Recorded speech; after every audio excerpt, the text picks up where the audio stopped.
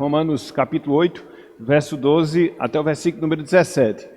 Diz o seguinte, a palavra do Senhor: Assim, pois, irmãos, somos devedores, não à carne, como se constrangidos a viver segundo a carne.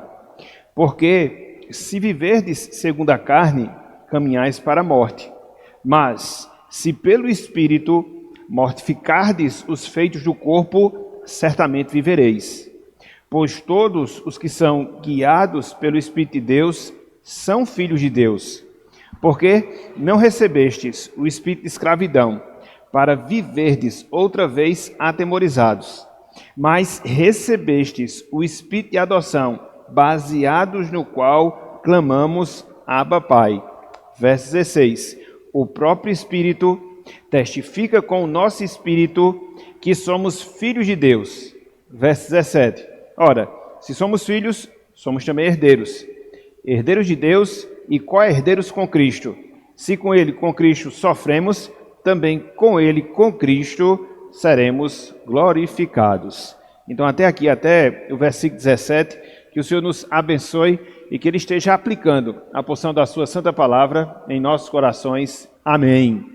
Irmãos, irmãs, qual é o tema que a gente está começando, na verdade, que a gente vai concluir a sua consideração na manhã de hoje? Iniciamos na semana passada e vamos concluir, se Deus assim permitir, na manhã de hoje. Operações do Espírito Santo na vida do crente. Operações do Espírito Santo na vida do salvo. Então, esse tema, ele está dentro de um tema maior que diz respeito às operações do Espírito Santo. A gente já viu na pessoa de Cristo. Hoje a gente vai concluir vendo na nossa vida enquanto crentes em Cristo Jesus, e na próxima semana a gente vai trabalhar as operações do Espírito Santo sobre a igreja de Deus, a igreja de Jesus Cristo. Mas vai ser semana que vem. Hoje a gente vai concluir a atuação, na verdade, as diversas atuações que o Espírito Santo ele opera. Em quem? Em cada um de nós que somos salvos e salvos em Cristo Jesus. Quem pegou o material, viu. São pelo menos 9 operações, 9 formas de atuar que o Espírito Santo ele realiza na nossa vida enquanto crentes e crentes em Cristo Jesus. É interessante porque, dentre algumas coisas, quando a gente tem esse entendimento, quando a gente tem essa percepção, isso serve até para avaliar. Avaliar o quê? A condição de nossa salvação. Por quê? Porque se eu vejo como é que o Espírito Santo age na vida de uma pessoa que é salva, eu vou avaliar a minha vida e vou verificar se essas atuações são presentes em mim. Se forem, qual é a conclusão a que eu vou chegar? Eu sou salvo. Por quê? Se o Espírito Santo ele tem determinadas formas de agir de maneira especial naqueles que são crentes, e se eu experimento essas ações do Espírito Santo, então isso implica em que eu sou salvo na pessoa de Cristo Jesus. Então, isso acaba sendo um verificador da nossa condição espiritual. Então, na semana passada, não deu tempo da gente ver todas as operações do Espírito Santo. Não deu. A gente chegou pelo menos na metade da lição. E se eu fosse perguntar a vocês, sobretudo aqueles que estiveram na semana passada, ou aqueles que, mesmo não estando, viram a aula através da internet, quais foram as atuações do Espírito Santo na vida do salvo que nós vimos na semana passada? A gente viu 5, pelo menos a metade da quinta. Será que dava para puxar da nossa mente, sem olhar o material? Será que dava para puxar da nossa lembrança, sem olhar para a apostila? Quais foram as ações que a gente estudou semana passada do Espírito Santo na vida do salvo? Quem pode me ajudar aí a fazer essa lembrança? A primeira delas, Cristina? Convencer do pecado. Isso é o Espírito Santo que faz o convencimento dos nossos pecados, nos convertendo, nos chamando para Deus. Muito bem, foi uma delas. O que mais? Vimos 5.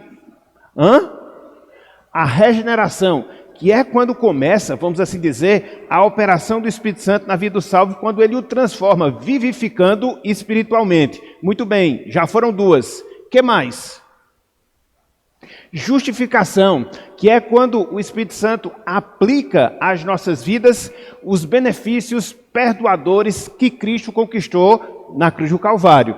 Então a gente observa que a obra de Cristo, ela teve esse objetivo. Que objetivo?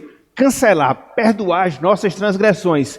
Contudo, isso só se torna real uma vez que o Espírito Santo aplica esse benefício. E é Ele quem faz, é Ele o responsável por essa obra. Então, fomos regenerados, fomos convertidos, fomos justificados.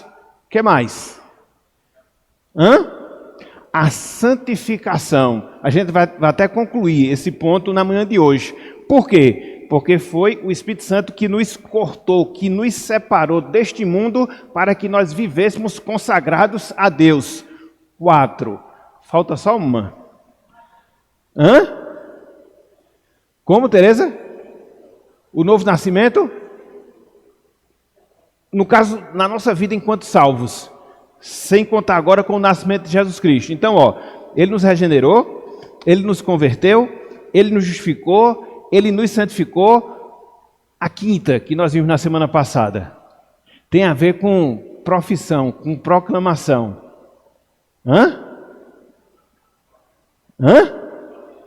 Batismo? Não necessariamente batismo. Tem a ver com proclamação. Foi a segunda operação que nós vimos na semana passada. Diz respeito à confissão que a gente faz de Jesus Cristo como nosso Senhor. Tanto é que Paulo disse lá em 2 Coríntios capítulo 12, ninguém pode dizer Senhor Jesus, senão pelo Espírito Santo. Então, foram essas as operações que nós vimos na semana passada. Então, hoje, a gente vai continuar, mas valeu. Os irmãos puxaram bem pela memória aí, e aí deram para fazer essa revisão de maneira bem legal. Então, hoje, o que é que a gente vai fazer? A gente vai complementar a quinta atuação na sequência do Espírito Santo nas nossas vidas, que é a santificação. Por que a gente vai fazer esse complemento? Aqui existe uma observação que eu queria fazer. Gente, quando a gente fala sobre santificação, quando a gente fala sobre santidade, a gente deve ter pelo menos dois aspectos muito definidos, dois aspectos muito claros nas nossas vidas. Qual é o primeiro aspecto? A santificação como um ato. O que é isso? É aquele momento no qual o Espírito Santo, através da pregação da palavra, toca em nossos corações e nos separa do mundo para que nós vivamos exclusivamente para Deus. É por isso que a santidade, um dos sentidos da palavra é separação. Quer seja a palavra kadosh no hebraico do Antigo Testamento, quer seja a palavra hagios no Novo Testamento. Então, tem sempre esse sentido de separação. Então, foi o ato através do qual Deus nos tomou para si, nos separando desse mundo, para que nós vivêssemos consagrados para Ele.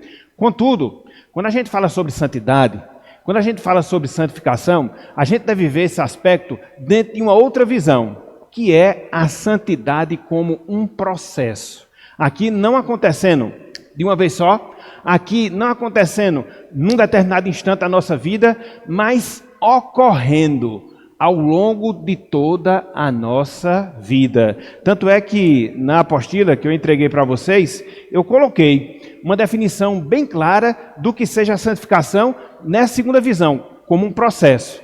Então, a santificação, ela é tanto um ato, através do qual Deus nos separa para si, mas também a santificação é um processo que se dá ao longo da nossa vida. Então, vejam aí, quem tem o material, a definição de santificação que nós colocamos nesse segundo aspecto. Eu disse, a santificação pode ser definida como a graciosa operação do Espírito Santo, veja que é Ele que faz também, que envolve a nossa participação responsável, é algo que também eu participo, a fim de que, com o propósito de que? Mortificar a nossa velha natureza e assim viver em consagração a Deus. Esse é o processo, meus irmãos, minhas irmãs, no qual todos nós hoje estamos inseridos. É o Espírito Santo que faz isso em nós, de nos desvencilhar, de fazer com que nós coloquemos de lado a nossa natureza pecaminosa que ainda é presente e diminuir gradativamente os seus efeitos na nossa vida. Por quê? Somos salvos, mas não somos perfeitos. Somos salvos, mas ainda nós não fomos glorificados. Então Deus ele está aperfeiçoando a sua obra de graça redentora em nossas vidas. Para quê? Para que cada vez mais nós nos assemelhemos, nos pareçamos com a pessoa de Jesus Cristo. Esse processo ele vai durar toda a nossa vida. Esse processo ele só vai ser finalizado através de dois eventos, de dois eventos. Ou através da nossa morte, quando a gente parte para a eternidade, ou através do retorno glorioso de Cristo para buscar a sua igreja. Em não acontecendo nenhuma dessas duas coisas, a gente vai prosseguir dentro desse processo da santificação. E nesse processo da santificação, a operação do Espírito Santo é fundamental. A operação do Espírito Santo, ela é essencial. Por quê? Porque é o Espírito Santo que vai operando no nosso ser, no nosso coração, para que a gente coloque de lado obras velhas, atitudes velhas, pensamentos velhos e nos devotemos cada vez mais ao Senhor. Sem o Espírito Santo, a gente não pode desenvolver essa santidade na nossa vida. Sem o auxílio do Espírito Santo, isso não pode se tornar realidade. Sem o agir do Espírito Santo, isso não pode acontecer. Então, repito, é fundamental que o Espírito Santo age em nós, através de nós, por nós, para que assim a santificação ela se dê na nossa vida. Se não, vejamos. Abram aí, por favor, a palavra de Deus na carta aos Romanos. Romanos capítulo 8, que foi o texto que a gente deu agora na introdução. Foi por isso que eu li essa passagem, até porque nós iríamos fazer menção dela em alguns aspectos. Abram aí, por favor. Romanos capítulo 8, versículo 13.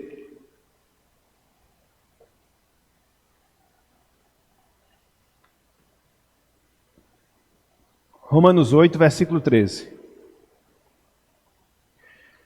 Olha só o que Paulo fala aqui, meus irmãos, mostrando justamente isso que nós estamos dizendo.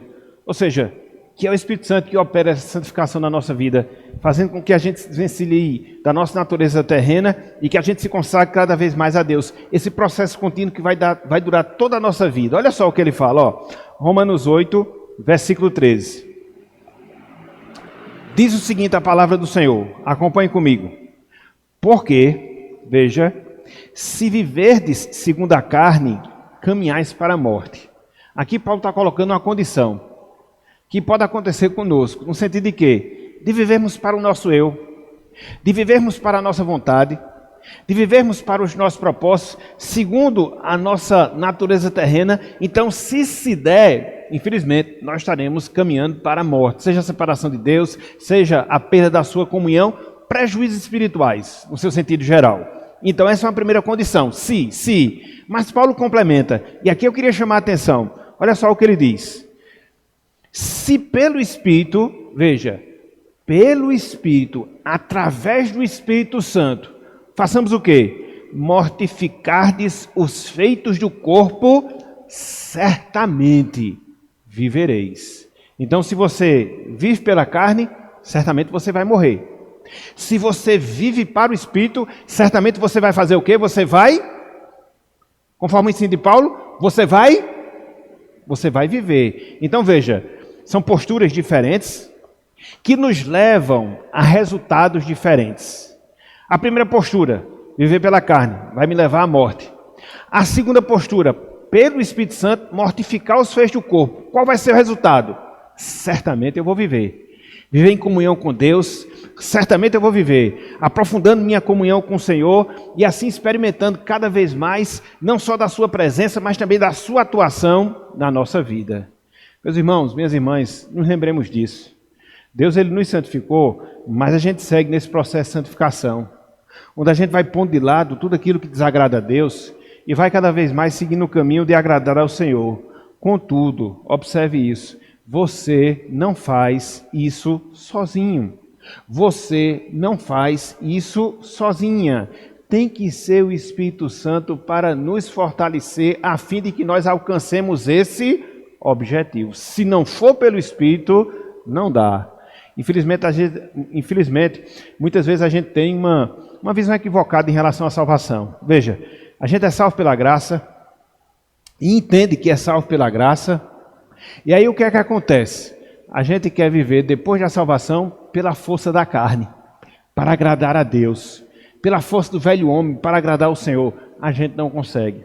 E quando a gente segue nesse caminho, a gente acaba se frustrando, porque a gente acaba pecando, a gente acaba entristecendo a Deus, o seu Santo Espírito que habita em nós. Então, se eu procuro ler mais a Bíblia, então, se eu procuro orar mais ao Senhor, se eu procuro obedecê-lo mais, que são os meios de me santificar, isso só vai acontecer quando o Espírito Santo operar na minha vida, me fortalecer, me motivar, me dar o estímulo necessário para que assim possa acontecer, porque a minha carne, ela não quer.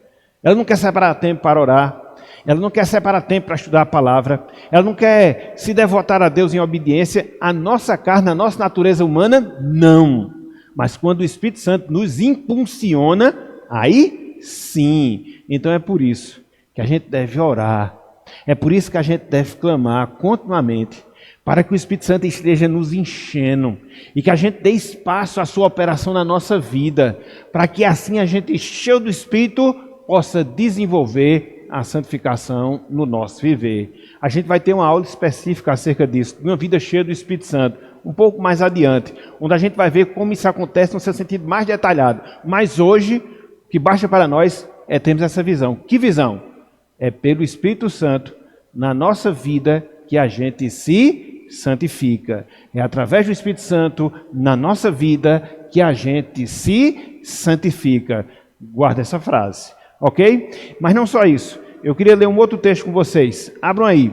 Gálatas. Carta de Paulo aos Gálatas, capítulo 5. Olha só o que nos diz aqui. Gálatas, capítulo 5. A gente vai ver 3 versos. O verso 16, o verso 22 e o verso 23. O 22 e 23, todos nós já sabemos. Fala sobre o fruto do Espírito.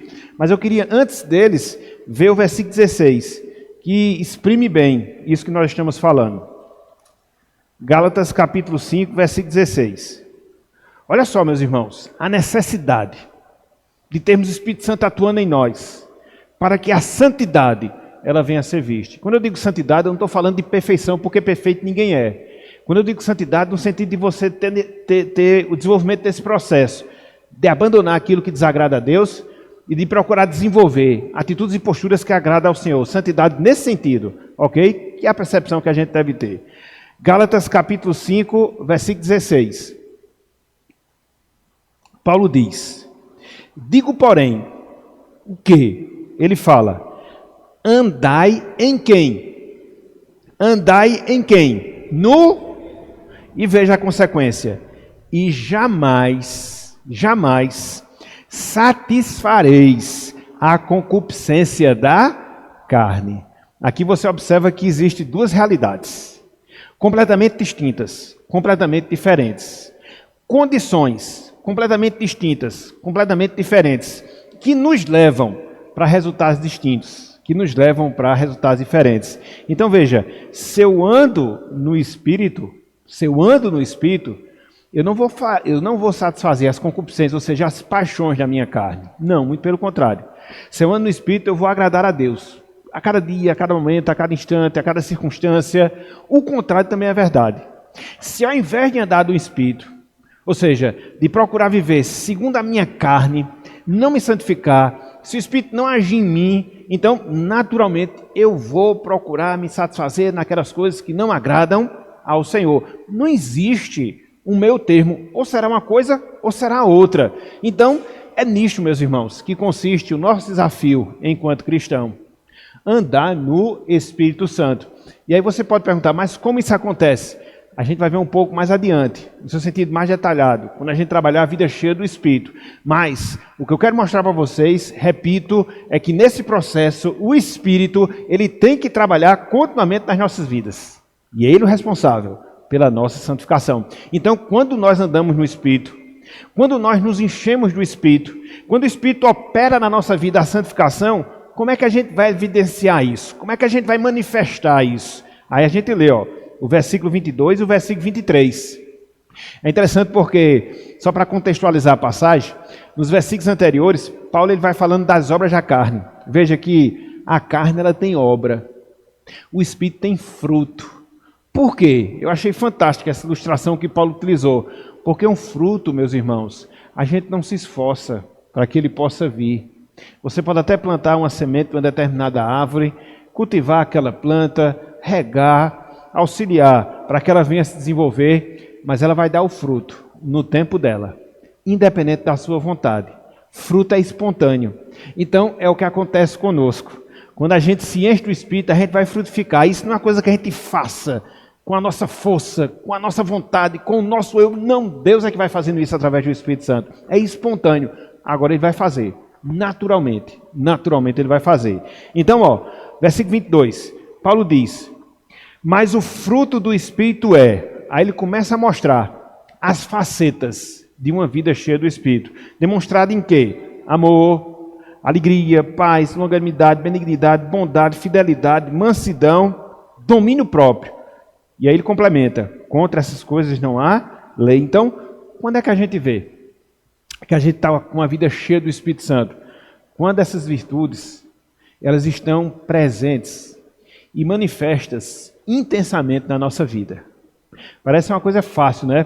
Mas não é, porque envolve muita coisa, de você amar mais, de você ser alegre no Senhor, de você ter paz, de você ter uma paciência esticada, aquilo que a gente chama de longanimidade, de você agir com bem, benignidade, de você ser uma pessoa bondosa, bondade, de você ser fiel, fidelidade, de você ser manso, de você ter domínio próprio. Então, é o Espírito Santo que opera todas essas virtudes na nossa vida. Agora, quando ele opera, isso aqui vai ser manifesto. É como uma árvore. Quando chega no tempo dela, de dar o seu fruto, ela vai dar. E você vai ver. Vai ser uma coisa perceptível, vai ser uma coisa notória. Então, semelhantemente, é o que acontece conosco no sentido espiritual, de manifestarmos essas virtudes que nós temos aqui, ensinadas pelo apóstolo Paulo, fruto, repito, da operação do Espírito na nossa vida. Completando a quinta operação que iniciamos na semana passada, a santificação. A santificação. Em sexto lugar, o Espírito Santo e a adoção. O Espírito Santo e a adoção.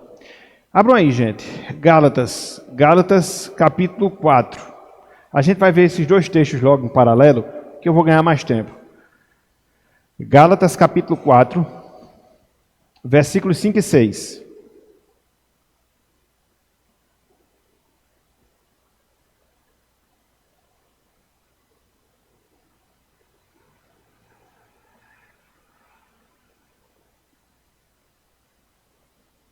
Gálatas capítulo 4, versículos 5 e 6. Olha só o que nos diz aqui a palavra do Senhor. Olha só. Para resgatar os que estavam sob a lei, a fim de que recebêssemos a adoção de filhos. Paulo aqui está falando da obra de Jesus Cristo. Então, um dos efeitos da obra de Jesus Cristo, quando ele entregou a sua vida por nós na cruz do Calvário, foi que ele nos introduziu na condição de filhos adotados na família de Deus. A obra de Jesus Cristo também teve esse objetivo, né, de nos tornar família de Deus numa condição bem privilegiada, que é a condição de filhos. Então, foi isso que também Cristo fez. Mas aí, onde é que ocorre a atuação do Espírito nesse processo? No sentido de aplicar. Olha só, versículo 6. E, porque vós sois filhos, enviou Deus ao nosso coração o Espírito de seu Filho, que clama, Abba, Pai. Então Paulo aqui fala que é o Espírito Santo o responsável por nos introduzir nessa nova realidade. Que realidade? De filho, de filha de Deus. Para que a gente possa desfrutar de todos os privilégios dessa situação, para que a gente possa nos submeter a todas as obrigações desta condição e para que a gente possa ter todos os direitos na condição de filhos de Deus. Então veja, é o Espírito Santo que nos introduz nessa realidade, nessa nova realidade. É o Espírito Santo que assegura essa nova realidade aos nossos corações. Porque ao longo da nossa vida cristã, ao longo da nossa caminhada com Deus, ocorrerão muitas coisas que vão desestabilizar a nossa fé. E muitas vezes, por dúvidas acerca da nossa condição, em especial se somos ou não filhos de Deus. Às vezes são pecados que a gente comete, que a gente se entristece deveras. Às vezes são tribulações pelas quais a gente passa, momentos difíceis, cruciais na nossa vida. Às vezes é por causa da perseguição, que muitas vezes a gente sofre pelo fato de ser cristão. Então são todos esses fatores que procuram minar essa certeza que existe no nosso coração que nós somos filhos de Deus. Então é o Espírito Santo que trabalha dentro dessas duas frentes. A primeira frente é fazer com que essa condição ela se torne realidade, porque é Ele que nos introduz na família de Deus, na condição de filhos. E quando muitas vezes a gente tem dúvida quanto a esse fato, é Ele que assegura essa realidade aos nossos corações. É o falar do Espírito a cada um de nós, nos confortando, nos assegurando que somos filhos, filhas de Deus, independente daquilo que a gente faça, independente das situações que nós vivenciamos, independente da perseguição que porventura a gente venha a sofrer. Mas o Espírito Santo vai sempre nos dizer, nós somos filhos e filhas de Deus. Olhem só, voltem aí por favor, Romanos 8,16. Olha só o que Paulo fala aqui nesse texto, foi o mesmo texto que a gente leu na introdução, por isso que ele é bem rico nesse processo, e aí eu queria fazer essa recordação. Olhem aí, Romanos 8,16. Veja se não é o Espírito Santo que faz isso. Veja, olha só. Abriram aí? Romanos 8,16? Abriram? Romanos 8,16. Paulo diz, veja, o próprio Espírito testifica aonde? Com o nosso Espírito aqui, gente, é o nosso homem interior, é o nosso ser interior, entendeu? Que um chama o coração, um chama espírito, um chama alma, é a nossa parte interior propriamente dita. Então veja, o próprio Espírito testifica com o nosso espírito de que condição? Que nós somos o quê? Que nós somos o quê? Está vendo aí, gente? Se o Espírito Santo não operasse dando esse testemunho, é porque a gente teria essa certeza sempre, não haveria necessidade. Mas se ele faz isso, é porque há necessidade. E em determinados momentos essa necessidade se torna realmente grande. Por quê? Por causa das dúvidas. Porque se você for analisar um pouco a sua vida, e sobretudo se você for avaliar a sua vida com Deus, se você for uma pessoa que tem muitos anos de evangelho, você vai constatar momentos difíceis que você muitas vezes ficou duvidando. Rapaz, será que eu sou salvo mesmo? Será que eu sou filho de Deus mesmo? Porque isso aqui está acontecendo comigo, não pode ser. Então, essas dúvidas, meus irmãos, elas sempre acontecem, entendeu? E é nesses momentos de dúvidas que Deus vem em nosso auxílio através do seu Espírito e confirma a nossa condição. Então, é o Espírito que faz isso. Ele nos adota, ele aplica a adoção, nos introduzindo na família de Deus na condição de filhos, e ao longo da nossa vida, nessa condição, ele vai reforçando no nosso coração essa realidade. Somos filhos, e assim a gente vai levando ao longo de toda a nossa vida, até chegar na eternidade. Uns mais, outros menos, mas isso vai acontecer com todos nós. Ok? Então, é o Espírito Santo que nos auxilia na santificação, é o Espírito Santo que opera e fortalece o nosso coração quanto à adoção. Em terceiro lugar, o Espírito Santo e a intercessão. O Espírito Santo e a intercessão. A palavra intercessão vem de interceder. É quando alguém faz algum tipo de solicitação por outra pessoa. Então ela está intercedendo por ela. Por isso que a gente tem esse tipo de oração que a gente chama de oração de intercessão. Quando você não pede para si mesmo, mas você pede em favor de outra pessoa. Você está intercedendo por ela. E a gente vai ver que no nosso relacionamento com o Espírito Santo, ele faz isso. Ele intercede por nós. Olha só, Romanos 8, versículos 26 e 27. Romanos 8, versículos 26 e 27.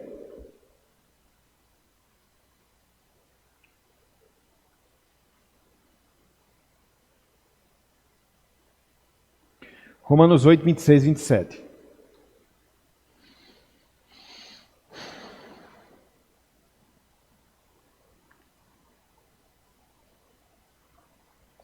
Eu vou ler, viu? Versículo 26. Veja, também o Espírito, e aqui você vê que ele está se referindo ao Espírito Santo, também o Espírito, semelhantemente, nos assiste em nossa fraqueza. Então Paulo está dizendo que existe uma atuação específica do Espírito Santo que vem ao nosso encontro, nos auxiliando. Em que instantes? Instantes de fraqueza. Então, um auxílio específico do Espírito naqueles momentos de fraqueza. Como é que ele faz isso? Quando é que isso ocorre? Ele segue, ó. Porque não sabemos orar como convém. E ele complementa, mas o mesmo Espírito intercede por nós, sobremaneira, com gemidos inexprimíveis. Então, gente, ao longo da nossa vida, há determinados instantes que a gente não sabe nem orar, a gente não sabe nem o que orar, a gente não sabe nem as palavras a serem usadas na oração. Sobretudo naqueles momentos angustiantes, que você não sabe o que pedir a Deus, como expressar isso em palavras. Quem aqui não já passou por uma situação como essa? Quem aqui já não passou por uma situação como essa? E veja, se isso acontecer, nós devemos nos desesperar? Não. E por que nós não devemos nos desesperar?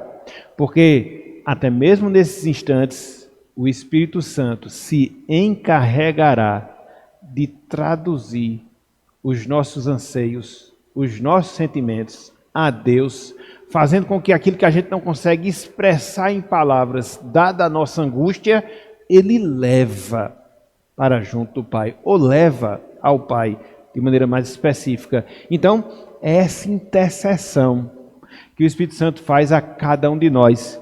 É interessante porque aqui no finalzinho do versículo 6, o apóstolo Paulo diz que o Espírito Santo intercede por nós sobremaneira com gemidos inexprimíveis. A palavra aqui, inexprimível, é a palavra que dá o sentido de não falar. É a palavra alaléu, do verbo falar do grego. Ou seja, o Espírito Santo faz essa intercessão sem o uso de palavras. Palavras que muitas vezes a gente nem sabe externar. Então, nós temos esse privilégio da parte de Deus, de experimentarmos as intercessões que o Espírito Santo faz, traduzindo orações, que muitas vezes a gente não consegue fazer por causa da nossa angústia, e Deus vai nos ouvir, conforme a sua vontade Ele vai nos responder. Então esse processo de intercessão que o Espírito continuamente faz em relação às nossas vidas, a gente não está só, até mesmo naqueles instantes difíceis, que a gente nem consegue orar, porque é nesses momentos que o Espírito Santo levará as nossas orações, os nossos anseios, os nossos desejos, as nossas lutas, os nossos sentimentos para Deus. Ele faz isso, meus irmãos. Por isso é que Ele está dentro de nós. E Paulo complementa, versículo 27. Aquele que sonda os corações, sabe qual é a mente do Espírito? Porque, segundo a vontade de Deus, é que Ele intercede pelos santos. Eu já falei aqui para vocês que nós temos 2 intercessores. Eu acho que foi na aula anterior, no tema anterior. Nós temos 2 intercessores. A gente tem um intercessor que está lá no céu. Quem é o nosso intercessor que está lá no céu? Jesus Cristo. O apóstolo João disse isso. Lá em 1 João capítulo 2, versículo 1, que Ele é o nosso advogado e intercede diante do Pai por nós. Então a gente tem um intercessor lá no céu. Se não bastasse isso, a gente tem outro intercessor dentro de nós. Quem é esse outro intercessor? O Espírito Santo. É por isso que Ele é o outro Consolador. Então, meus irmãos, não é coisa pequena não, viu? Não é coisa pequena não. Você tem um intercessor dentro de você e você tem outro intercessor à direita de Deus. Então, não existe pleito vindo da nossa parte em relação ao Senhor, que vem receber algum tipo de empecilho. Não, ele vai ser aceito, ele vai ser ouvido. Se for o caso, vai ser aceito. Se for o caso, vai ser respondido por Deus. É o Espírito Santo que faz isso. Ele é o nosso intercessor em nossas orações. Ok? Então, santificação, adoção, intercessão. Em 8º lugar, o Espírito Santo e a instrução. O Espírito Santo e a instrução. Abra aí, por favor, João 16. Eu vou um pouco mais rápido agora, porque já tocou. Eu quero aproveitar esses 10 minutos restantes aqui com vocês, para terminar o conteúdo hoje. Mas se alguém tiver alguma observação a fazer, pode fazê-la. É só para a gente ganhar um pouquinho de tempo. João 16, 13. João 16, 13. O Espírito Santo é a instrução.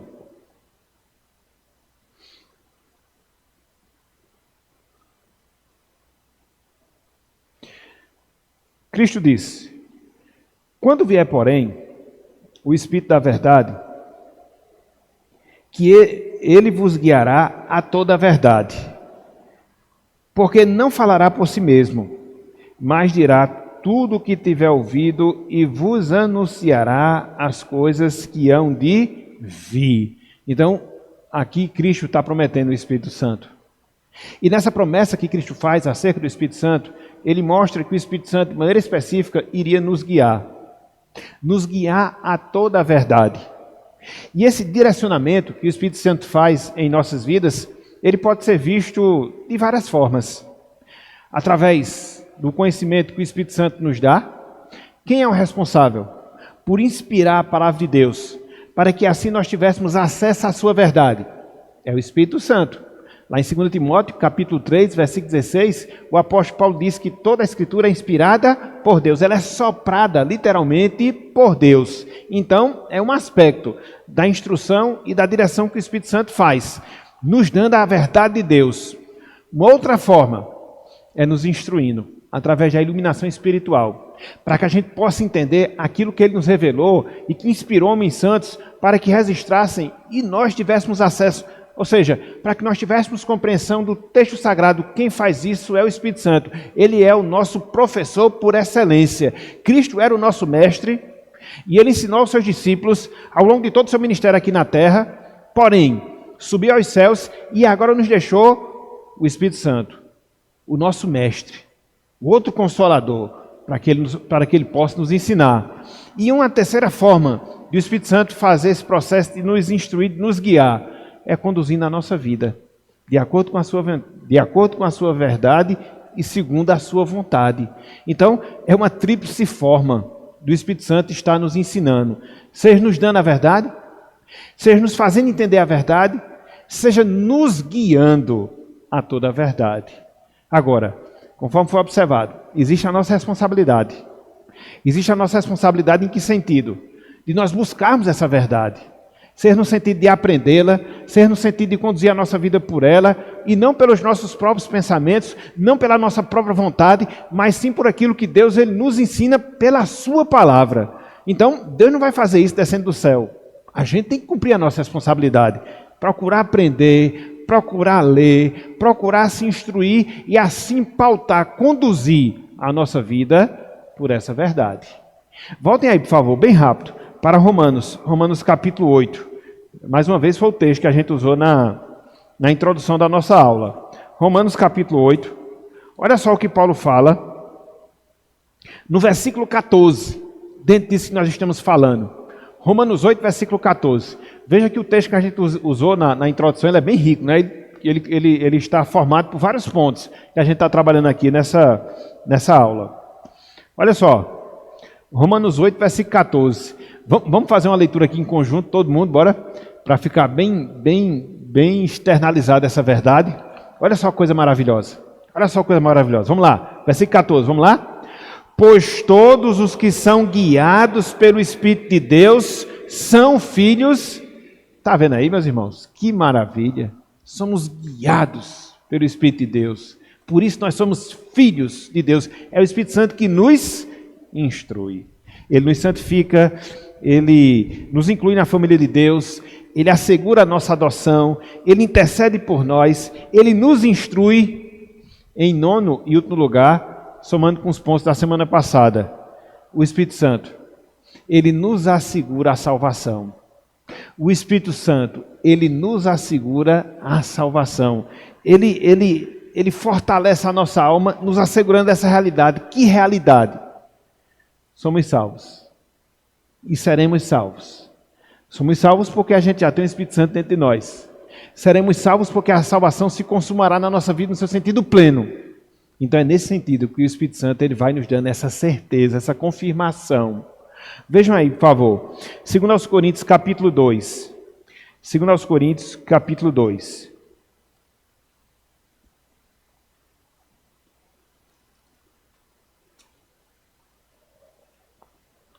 2 Coríntios, capítulo 2. Desculpa, capítulo 1, versículo 22. Capítulo 1, versículo 22.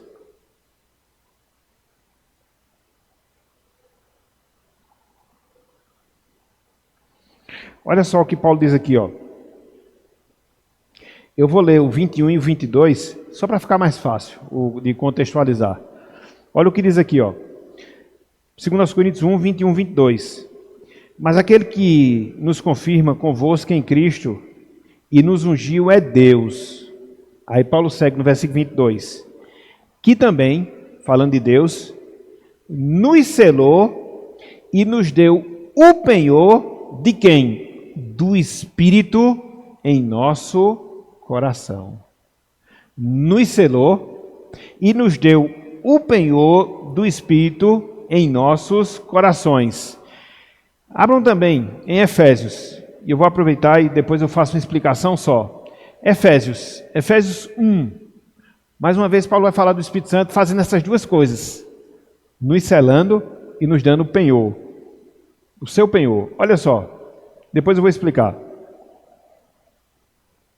Efésios 1, 13 e 14. Olha só o que Paulo fala acerca do Espírito Santo. E como a gente vai ver, o Espírito Santo operando na confirmação da nossa salvação, nos dando essa segurança. Olha só, versículo 13. Em quem também vós, se referindo aos Efésios, depois que ouvistes a palavra da verdade, o evangelho da vossa salvação, primeiro a gente tem que ouvir a verdade, primeiro a gente tem que escutar a pregação, depois o que é que acontece?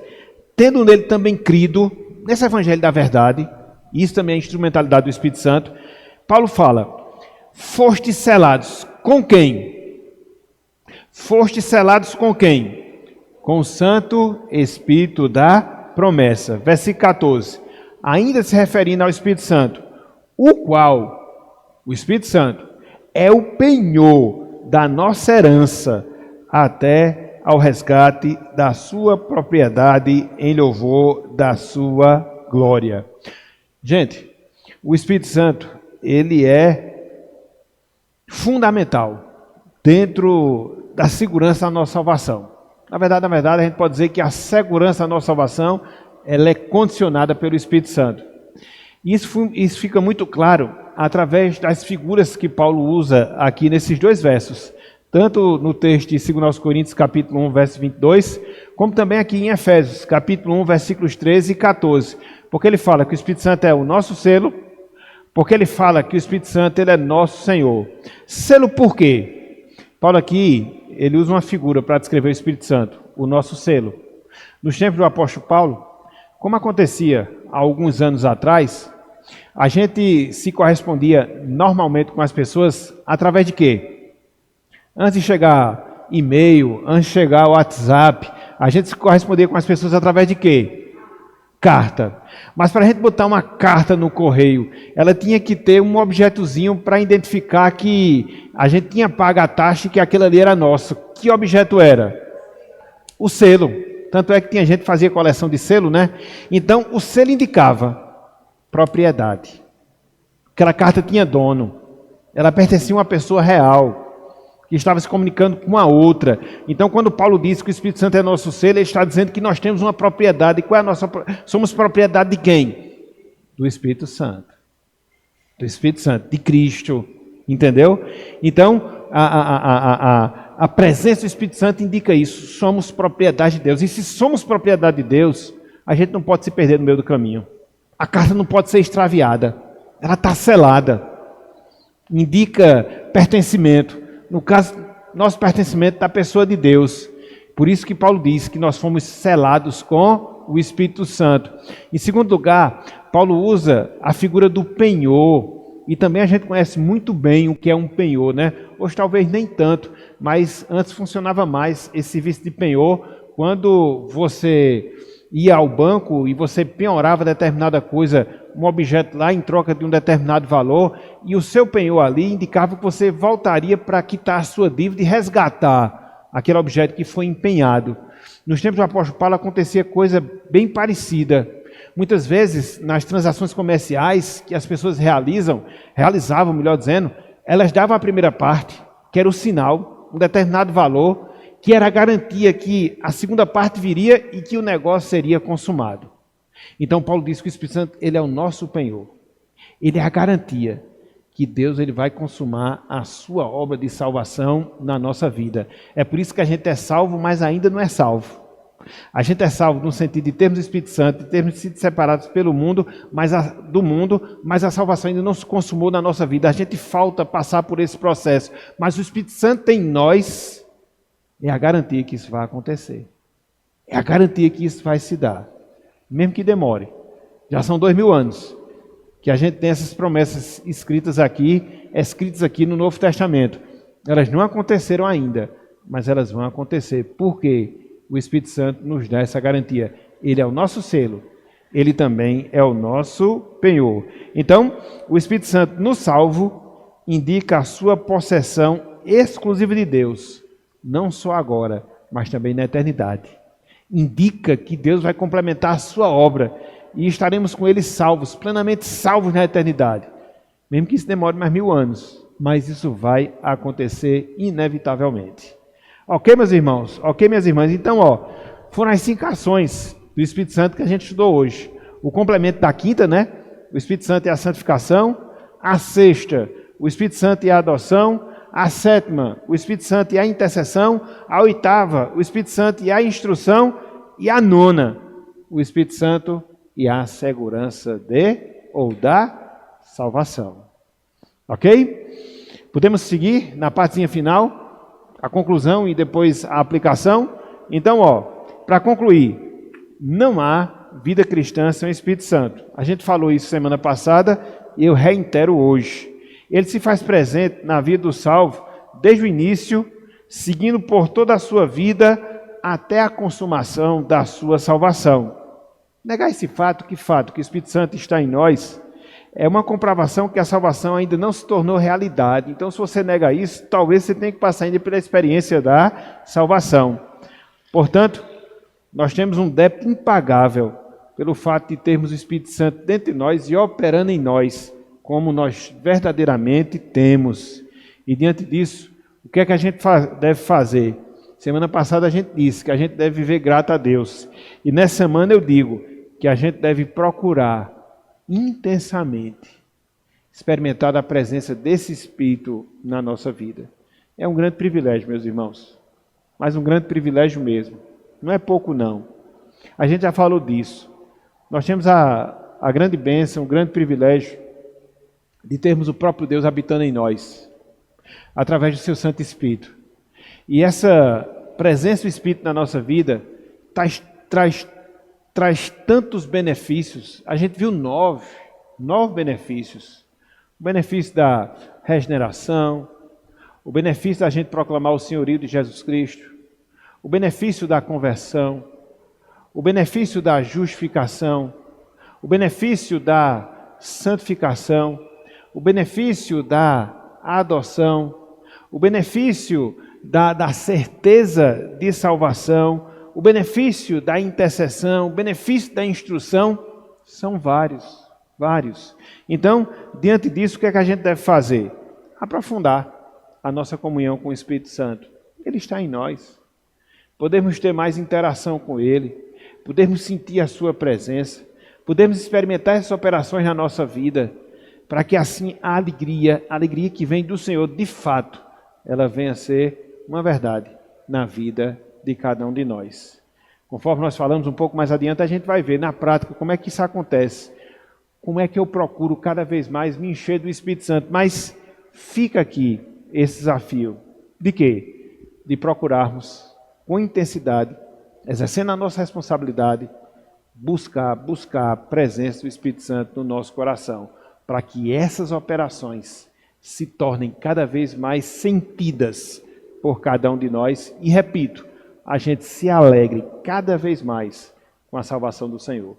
É por isso que a Bíblia diz que na presença do Senhor há plenitude de alegria e há delícias perpetuamente. Então, isso é uma grande verdade que nós encontramos na palavra do Senhor.